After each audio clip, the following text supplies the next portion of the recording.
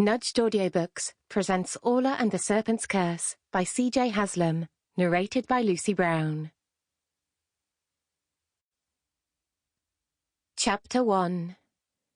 It was Friday the 13th of August, and the first day of Orla Perry's summer holiday. Tall for her 12 years, with straggly red hair and green eyes that sometimes looked blue, Orla was pretty excited about what was to be her first real holiday since she was 9. Her brothers, Richard and Tom, 15 and 10 respectively, not so much. The bickering had started before they'd left London, caught up in rush hour traffic because, all but one of them agreed, Richard had spent too long doing his hair.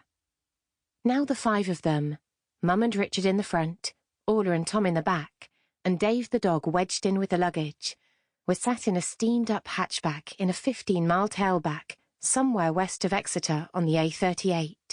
Richard's surfboard was strapped to the roof, Lady Gaga was on the radio, and the windscreen wipers were waving like festival fans.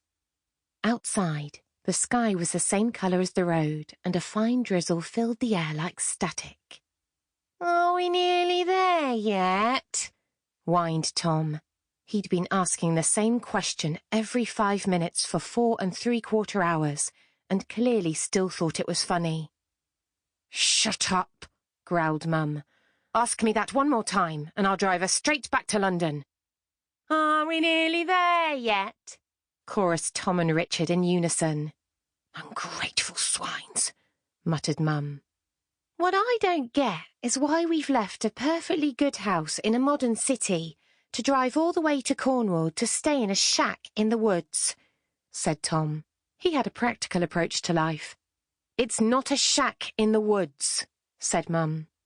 "Yes, it is," retorted Richard. "I looked it up. There's some woods and a shack."